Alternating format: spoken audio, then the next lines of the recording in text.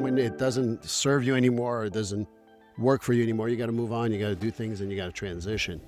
And that's what I did. And, learning to transition has been always a lesson in life. And when I was young, I was able to push through. I don't have to grind anymore about things I don't like. I don't need to do that stuff anymore. And doing things that are grinding and all that is just not interesting to me. So I think that that's what led me to make a lot more decisions that sometimes are hard.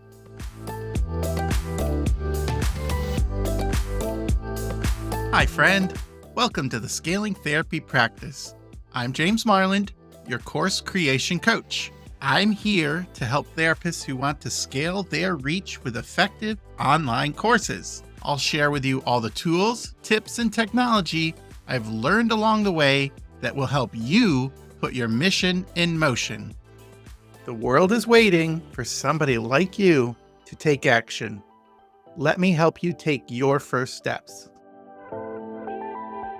Hello, friend, and welcome back to the Scaling Therapy Practice. This is your host, James Marland. Remember, this is the show where we empower mission-driven leaders, therapists, and coaches to launch life-changing online courses. Today, I have my good friend with me, Steve Bisson. He is a fellow podcast host, and he helps first responders and people with trauma. He's got a really interesting story about his podcast journey. I think he was last on the show a year ago, maybe a year and a half. Yeah, around and there. Did an excellent series on marketing your therapy practice. And he's going to bring some insights into our show today about branding, niching, and reaching your core audience. Steve, it's a pleasure to have you. Welcome back to the show. Well, always great to be here, James. I appreciate you. Thanks. Same. So we're going to get into our topic about reaching your core audience and niching. And you have been on a journey with your podcast and your branding. Why don't you bring us up to speed? Like, how long have you had your podcast? What was it called? Why did you call it? And then we'll get into why you are changing.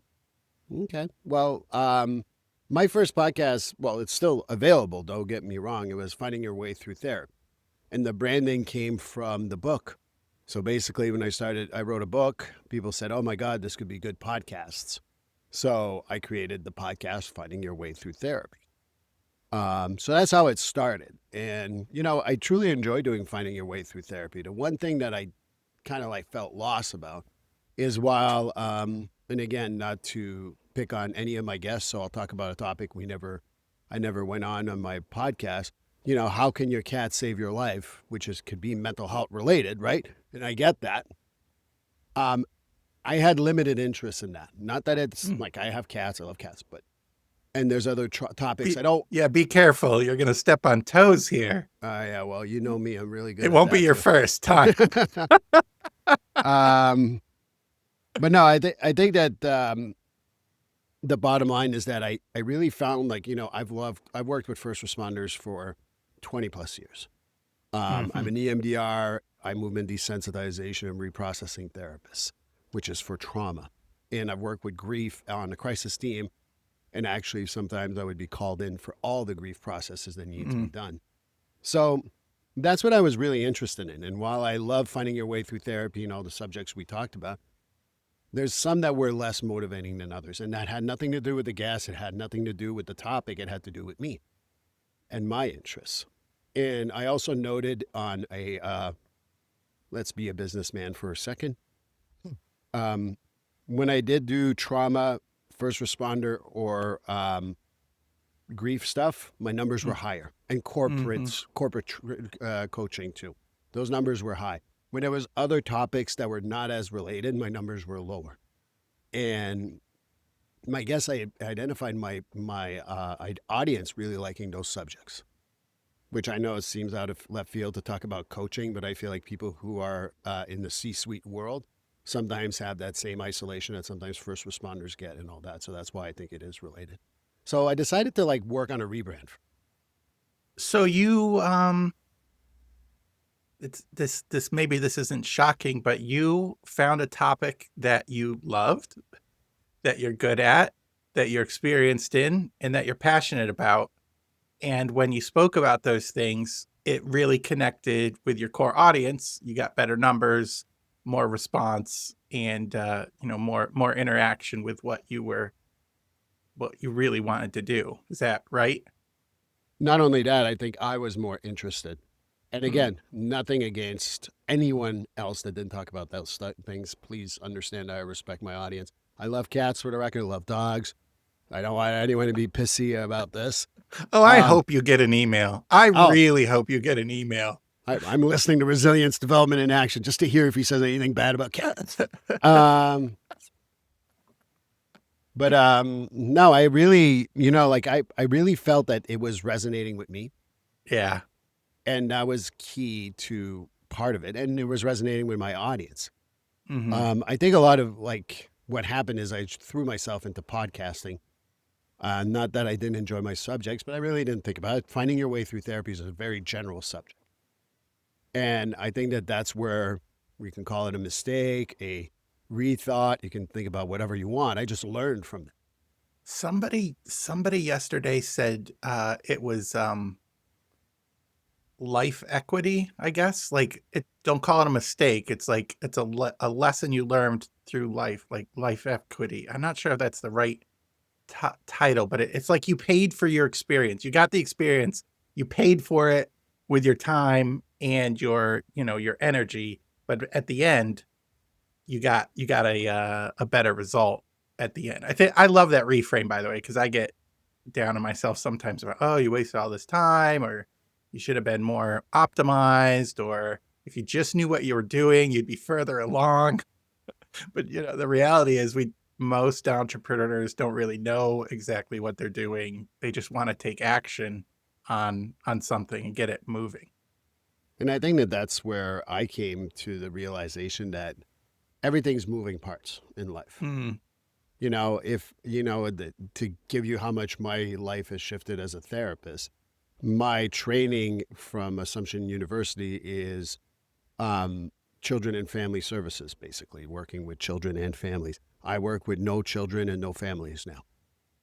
Um, Yet that was my training. And so sometimes, what I pick up a lot of my, I don't know what it is, marketing, if you like a better word, from, we have our group at the Sightcraft hmm. network that was really helpful. But most importantly, and this is going to sound strange, but from professional wrestling. And what I mean by that is professional wrestling, the characters that everyone could probably name right now, those are the closest to who they are, not only the persona, but who they are as a human being. And I knew that when I was talking about XYZ, but it wasn't close to my heart, wasn't as important. Yeah, it probably showed a little bit, maybe unconsciously to most people, but it probably showed. So to get closer to my character, I'm a little rough around the edges, as you know, James. You promised not to bleep me today, so that's great. Nope, no bleeps. Uh, but Be be the careful with that power, though. oh, But I still haven't sworn. You see, I'm being careful today.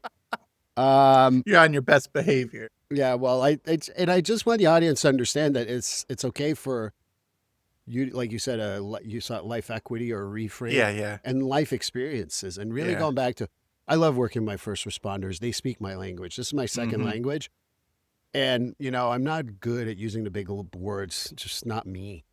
Um, and to me, I'm a raw guy. I worked on a crisis team. Absolutely adored it when I worked on a crisis team. And that's where I work with the first responders mostly. And that's where I also dealt with grief and trauma. So it's closer to the character of who I am and what I enjoy. Which is what professional wrestling would say is most effective characters. And yeah, so man, I could go on that for a little bit, but I wanted to get into the point where you started noticing this and you started making a change, which, any change is hard, but when you've been working on something for, I don't know, 2 years, 3 years, 5 years, I'm not sure how long you had your My podcast. fourth anniversary will be May 24th. Yeah, when you've invested 4 years of something, and podcast is a grind, people. Like, Yes. it might seem like it's 20 minutes, but there's a lot that goes on and a lot of things, investment that goes on. And so you built that up, you built the brand, you built the web page, you had the book. Like, it's a huge investment, and now you're rebranding. So can you talk me through, like, what was the tipping point for you when you're like, you know what, I just gotta pull the trigger and and go all in on what I enjoy and what is getting me the results. Well, I'll start off with a joke. Well, I had found myself through therapy, so it wasn't no longer relevant. But with all joking aside, I also kind of like I started not like I. You talk about the grind of podcasting. It became an extreme grind when I was like working with something that wasn't as enjoyable to me, and I was like, oh, I got to record, and that's not again. I want to be clear for those of you who are interested in being creative and want to do this. This is not an attack on anyone. This is not, oh my God, Julie, Frank, or Helen drove me nuts. It had nothing to do with that. Mm-mm. It had to do with me going, oh, I don't want to do that. And Yeah. one of the things that I promised myself throughout my career is to always be true to me. And I realized I was no longer true to myself. Mm-mm. And so, like I would have the like, again, it sounds weird. Oh, trauma and grief. All right. That was like nice and energized for that. But subject ABC, and you'll notice I'm being very careful as to what I say. Yes, it's a little bit of my persona in the sense that I don't want anyone to feel attacked for real, because it wasn't an attack on anyone. But there are Yeah. some subjects I'd be like, oh my God, really? So here, I'll share an example. I edit a financial planners podcast, an accountant, and my name gets put on their podcast. Well, at least the course creation studio, and so I get many, many, many, many requests from accountants to be on the show, and I just I have one or two that I really like, and then I say no to everybody else because while the show is more about creating online courses and online community, and money's a part of that, I don't want to do 50 shows on accounting a year. Like it was like, oh, I got to start saying no. Otherwise, I'm just going to end up doing stuff I don't want to do. Like, yeah, I I see. I agree. didn't say any names. See, no names. See, It can be done. we're so freaking mature. And the people that I had on, I love their message. It was just too much. So yeah, so you were being more authentic and more true to yourself as you were going through this rebranding phase. And I would say that it started this summer. Because this summer I had I was getting requests or people I knew, and I was not motivated whatsoever. And then I went for 8 weeks, 9 weeks of repeats. Mm. And I'm like, so this isn't true to me anymore. So that's where really that, to not be too therapeutic, but, where I went from pre-contemplative to contemplative, I may need to make a change.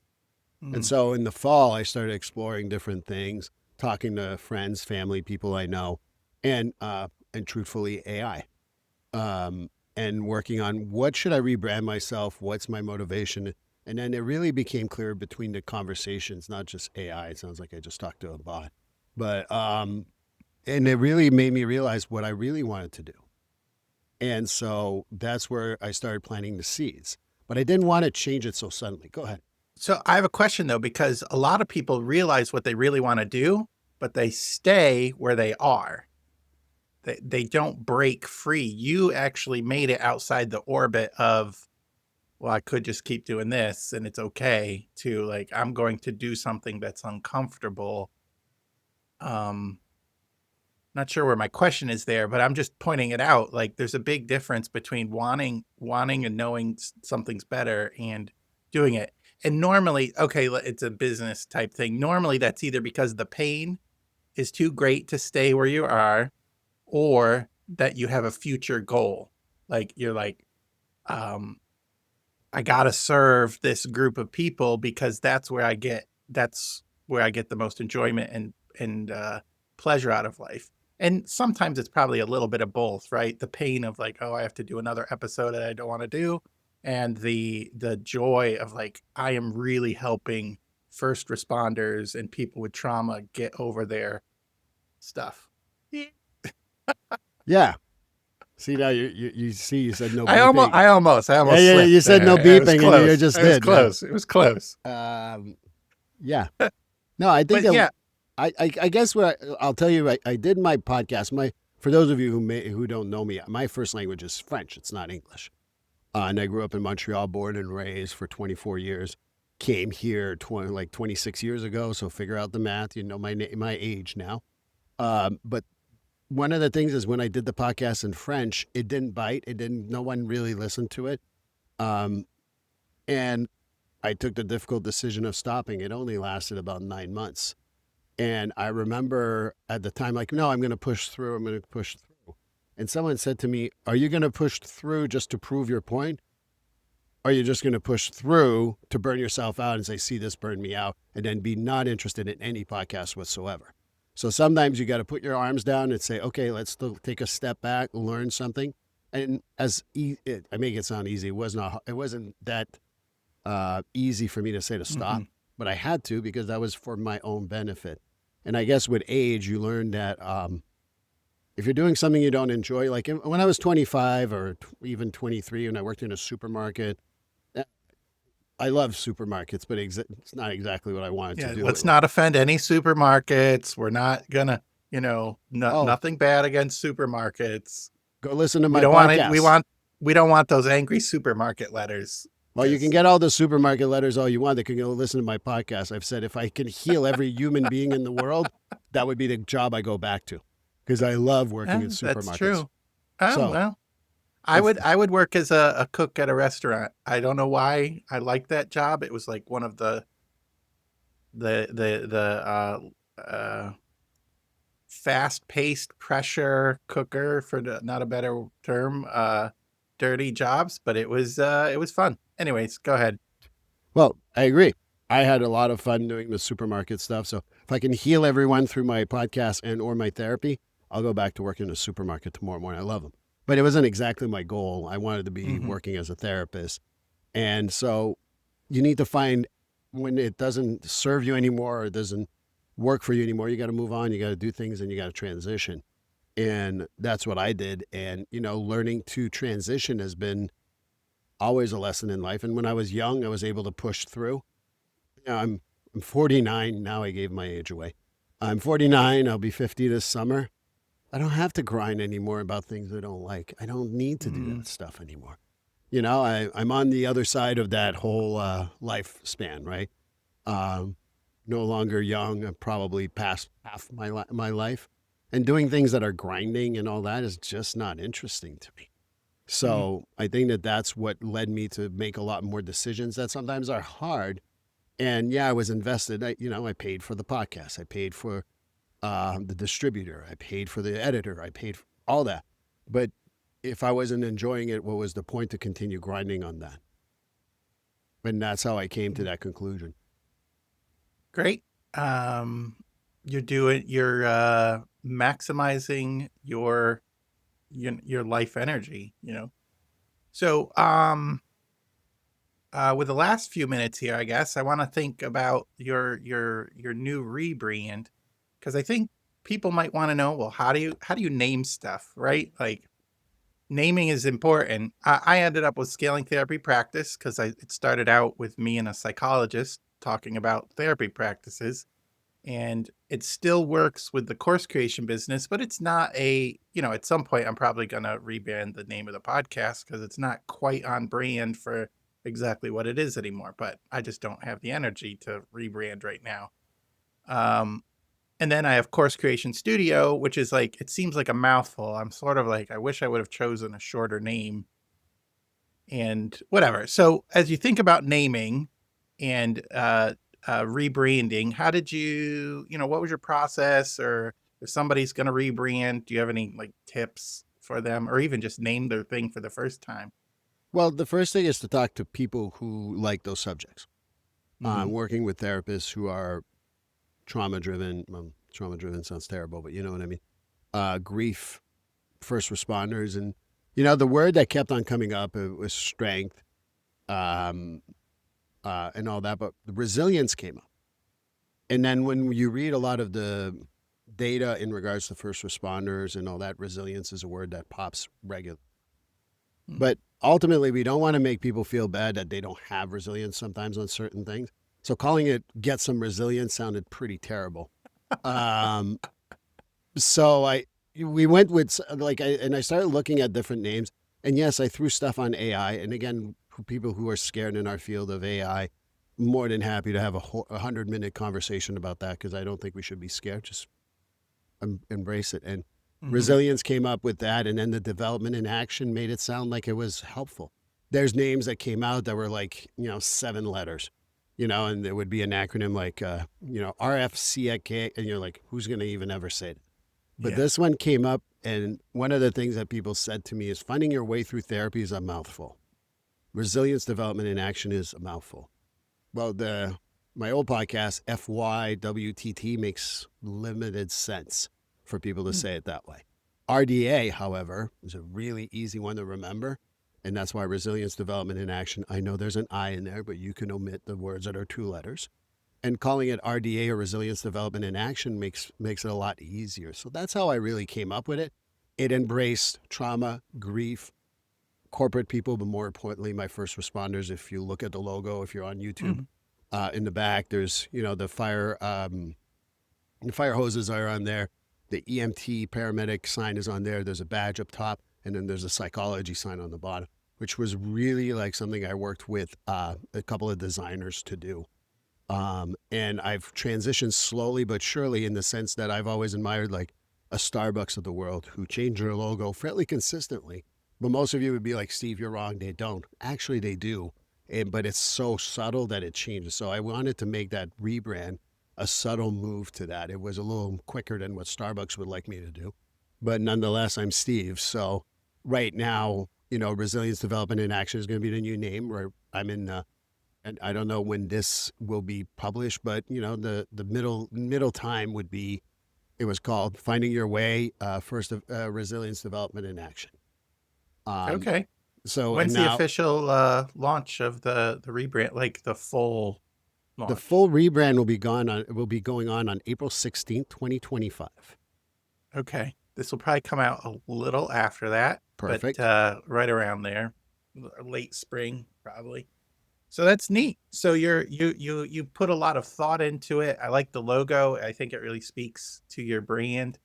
Um, I think resilience, development, and action. The three word titles are that's the max they wanted from what I've read. 3 words, but it's also really benefit driven. There's a lot of benefit in what you say. Like somebody searching for a podcast of on for some support would probably search for resilience or something like that.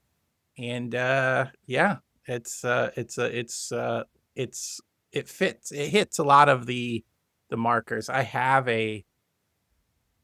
Uh I have a handout on name course naming conventions. So if anybody emails me, I can give it to them. But yours followed a lot of that that title, because if somebody who's like looking through a bunch of podcasts, like there are books on a bookshelf, they might pick this one up because it's not just like resiliency 101 or what did you say?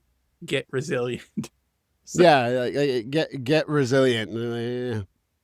so yeah, great. How much can I ask how much a logo rebrand costs? My transition Or give me logo, a range. Yeah, give me a range. my transition logo to the current logo when this comes out, cost me about $125 working with an artist. Oh, wow. That seems much cheaper than I would think. Well, again, I'm not going to tell people how to do their thing, but I started off with an AI to give me an idea of what the Oh, logo yeah, should yeah, look like. yeah. And then I'm like, oh, I want to tweak this. I want to tweak that. Then I worked with a human being who's like, oh, yeah, I Oh, can yeah, build that's from good. that. So And you cut down like the initial back and forth and you gave them something mostly ready and then you used a human to put their creative touch on it. Actually, I really like that because that can cut down a lot of the work and the back and forth. That is sometimes the expensive part, getting it put in the right direction. Great. So tell me about your future now.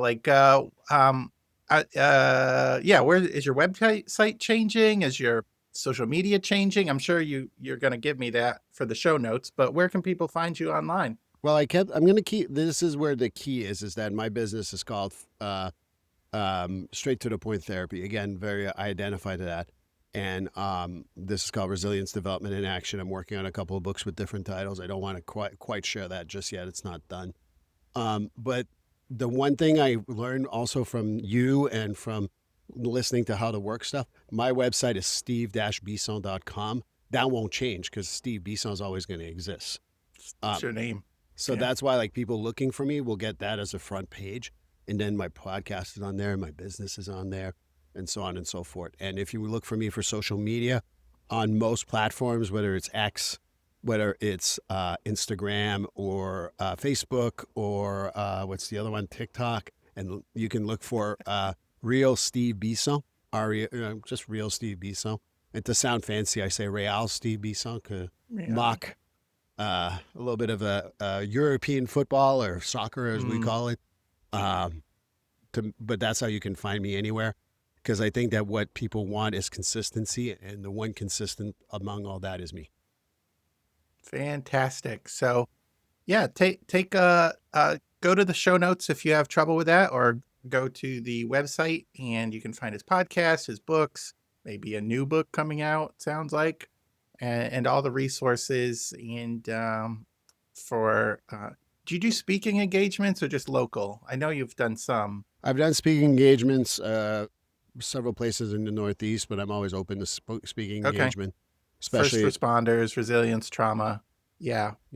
Great. Steve's great, and make sure you look him up. Any final messages before we close out for the day? You say this to everyone, right? And you know me, maybe your audience doesn't know me, but go listen to my podcast. I don't say things I don't mean. I listen to James' podcast. I listen to it every single week. You will learn, pay attention. And if it does one week doesn't resonate with you, listen to the other week. But there's always something that resonates with James. And it's not because we're friends or we know each other. Truly, I do listen to it. Then that's the truth. Thanks, Steve. I don't know how to end better than that. So everybody, thank you. And remember, if you're struggling, there is help out there for you. And now it's time to go put your mission in motion.